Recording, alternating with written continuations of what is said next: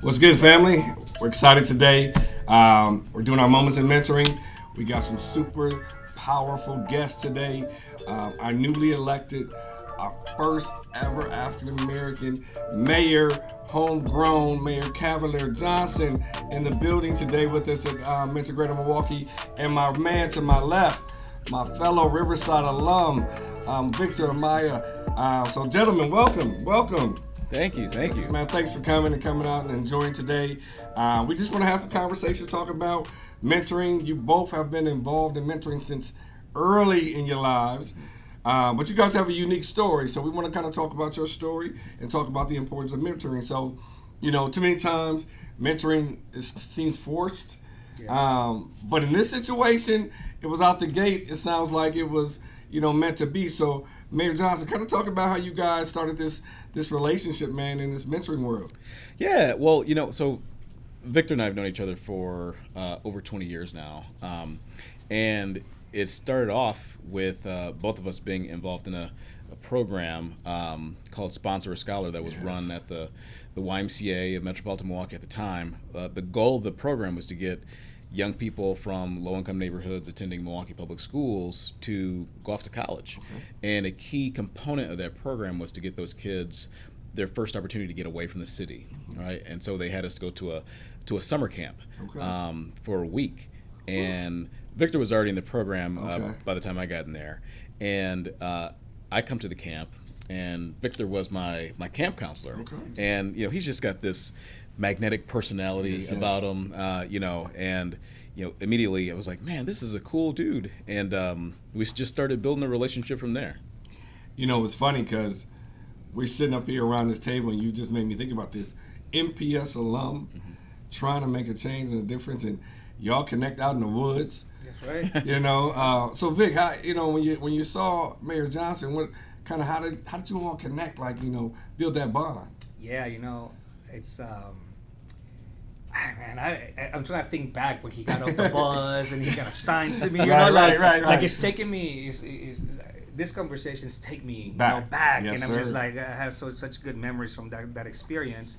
At the time, I was a college student. Okay. And I had I wanted to give back. I had just graduated from the program, and I had volunteered my time to spend that week with the new class. Usually it was like freshmen, sophomores, and maybe some juniors that would come back to this camp.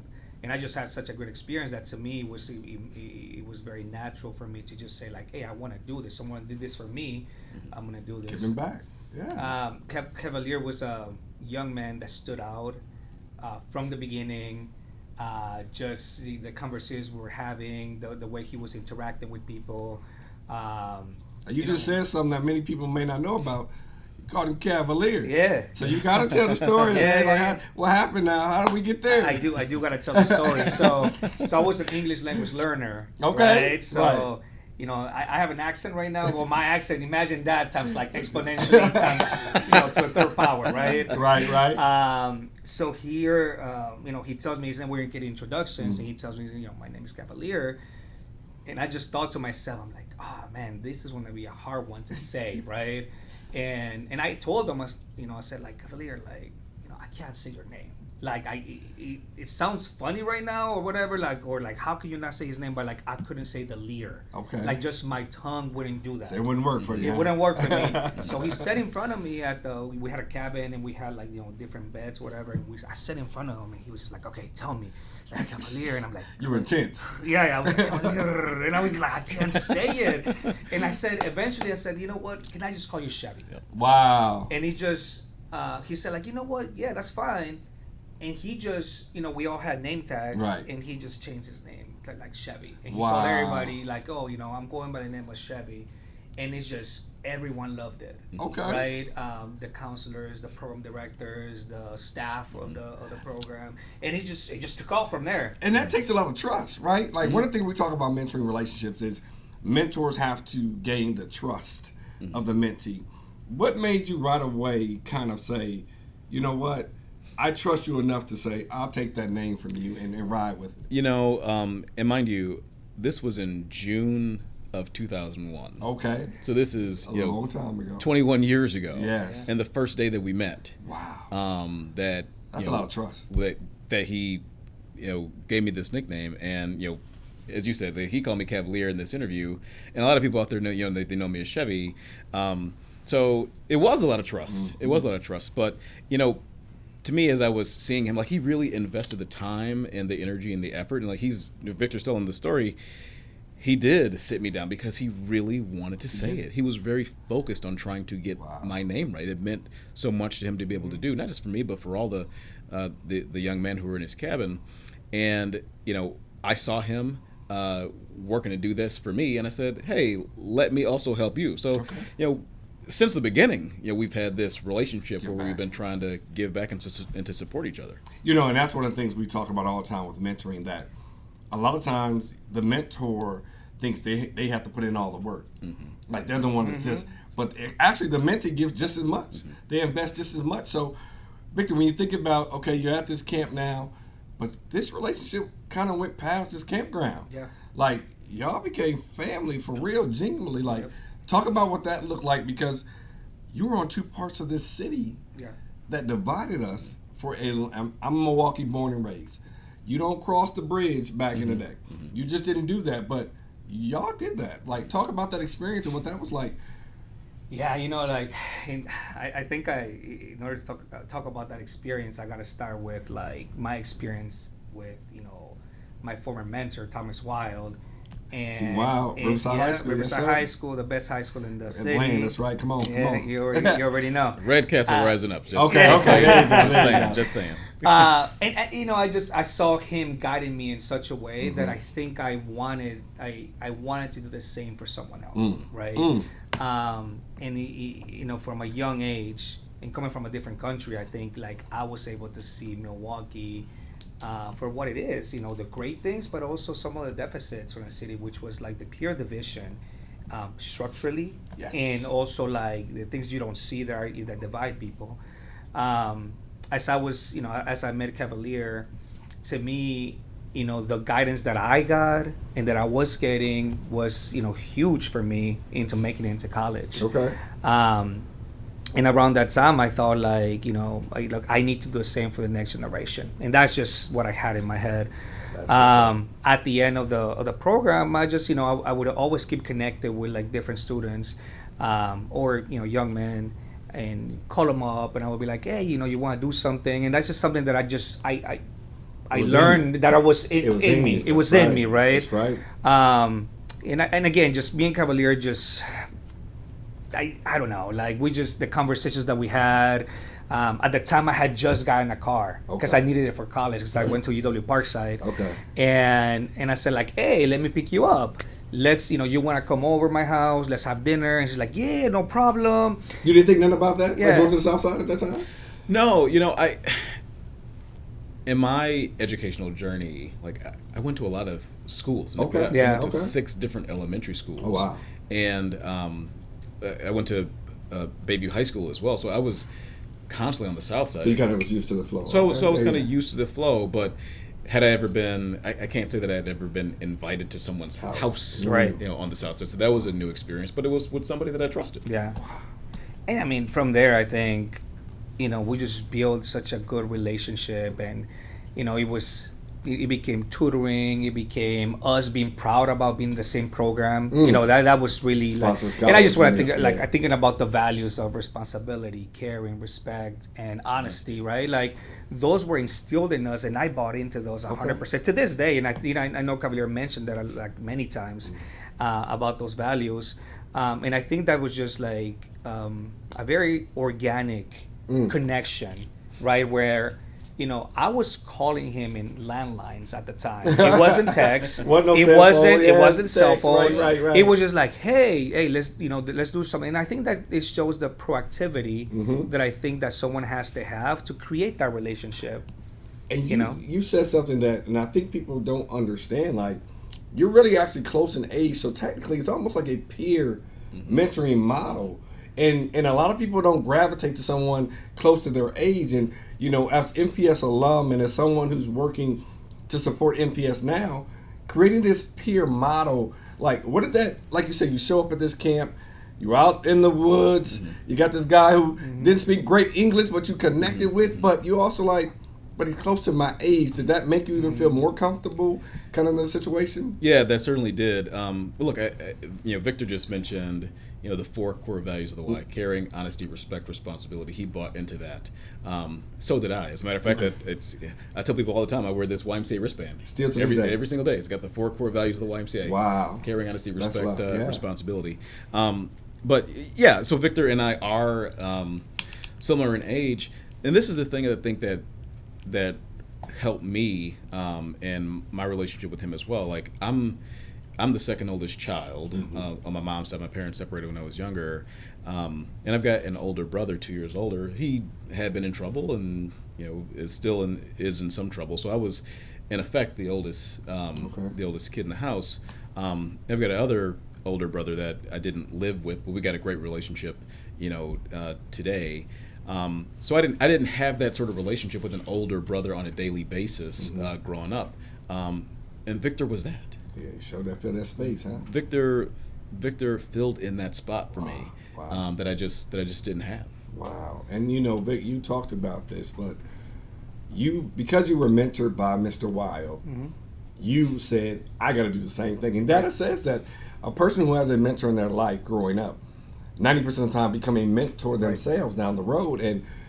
But you talk about this all the time, and there was someone else who kind of took over as mentor, or I shouldn't say took over, but Jack Lund, right? Like, and talk about that relationship, because here you go, you got someone like a near peer mentor, but then you have someone, and if I'm not mistaken, Jack was the president of the YMCA at the time. Yeah, and so Sponsor a Scholar is also a mentorship program as well. And I owe that relationship with Jack to Victor as well, quite frankly, because as the program was seeking, mentors for me, I guess I was a unique kid, perhaps, and they just couldn't find anybody. Right. They saw that me and Victor had really hit it off, and they had asked Victor to step in and be a mentor for me, and he agreed to do that, and I'm glad that he did.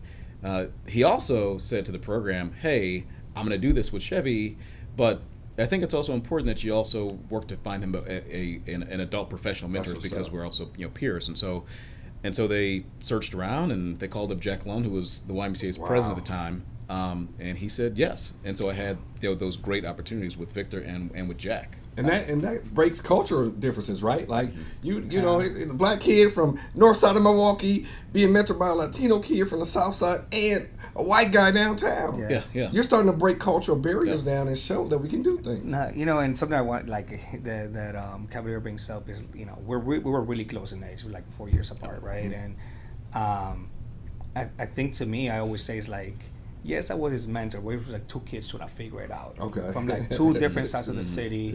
Yeah. And the reason why I was his mentor was because they couldn't find no one else at the time. Like the purpose of the program was to find a mentor that looked like the student, right? I had similar experiences. When I went through that program, I only had a mentor for 1 year out of the 4 years. Okay. Right? So to me, that was an additional piece of like, hey, that 1 year that I had a mentor through the program, I have amazing memories from that. I think it was really, valuable for me. So I thought, like, hey, like, I gotta do this for somebody else. Wow. Now, with that said, when I was asked, I thought, like, yeah, this is great. I already have a relationship with them. It was very organic, right? Which is like, we were, I don't know, our conversations were not forced. We were looking for each other.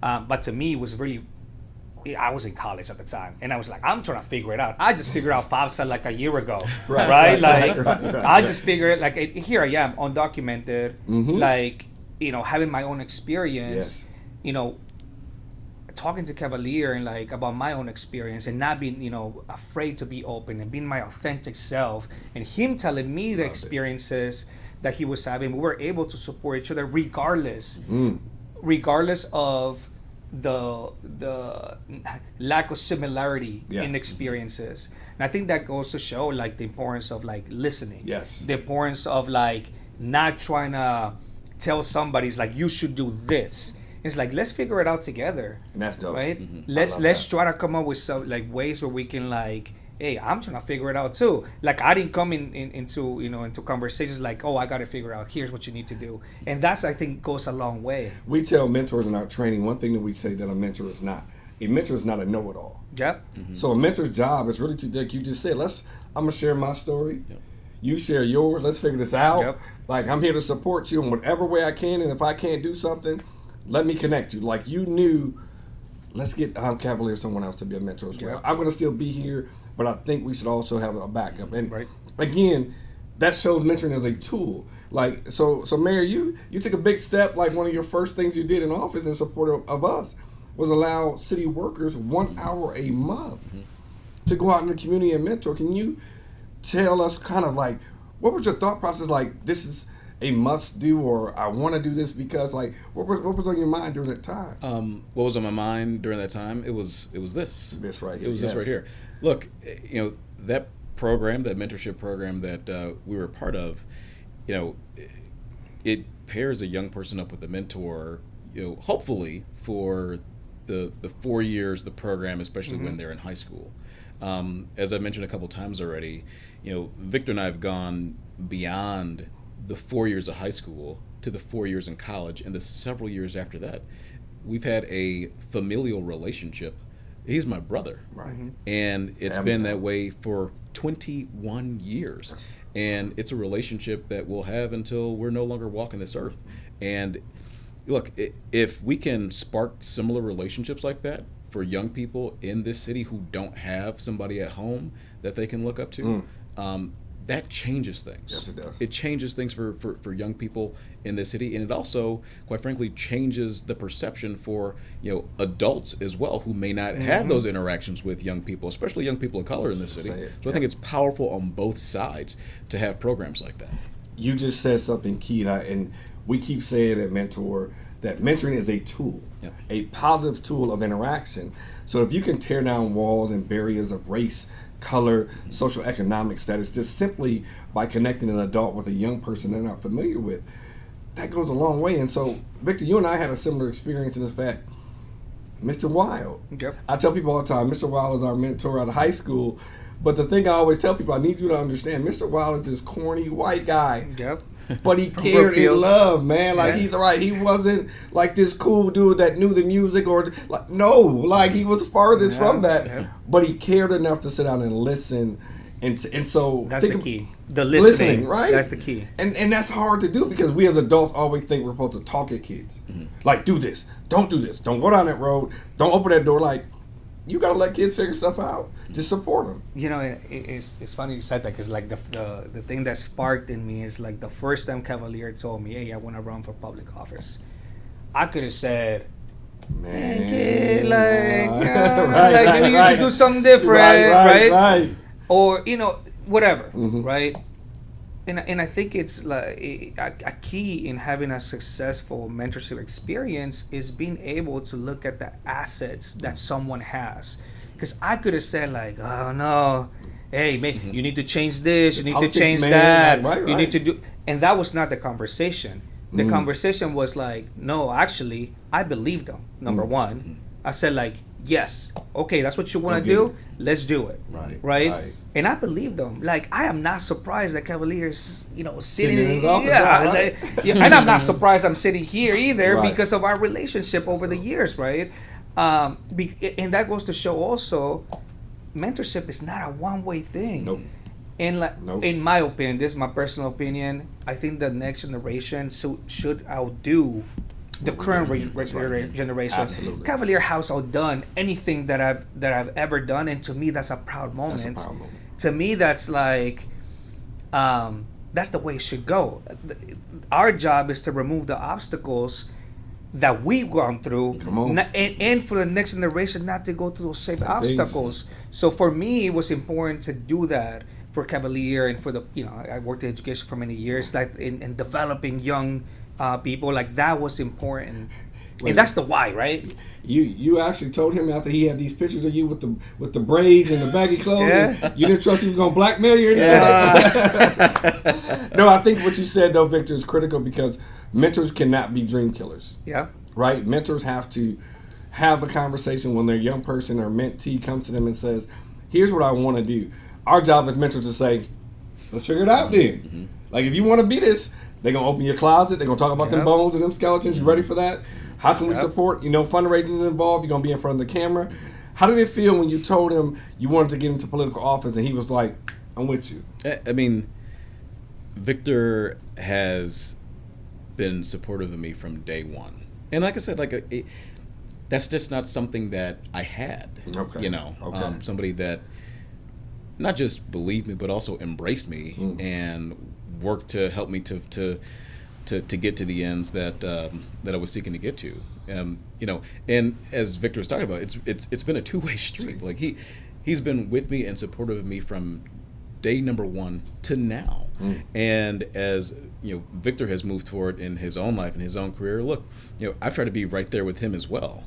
When we first met, I was just coming into high school. He was just going into college. He worked and he got his degree, and then he turned around and said, "Hey, I'm gonna turn around and do it again and go get a master's degree." And I'm like, "Okay, bet. Go ahead, Vic."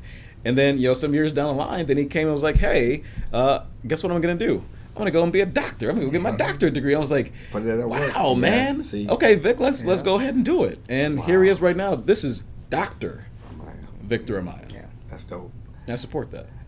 I appreciate you all. Go ahead. I was gonna say, so, we talk about all the great things and the accomplishments, but I would also say we all had downs, and I was not afraid to talk to Cavalier about and he was there for me during those downs too.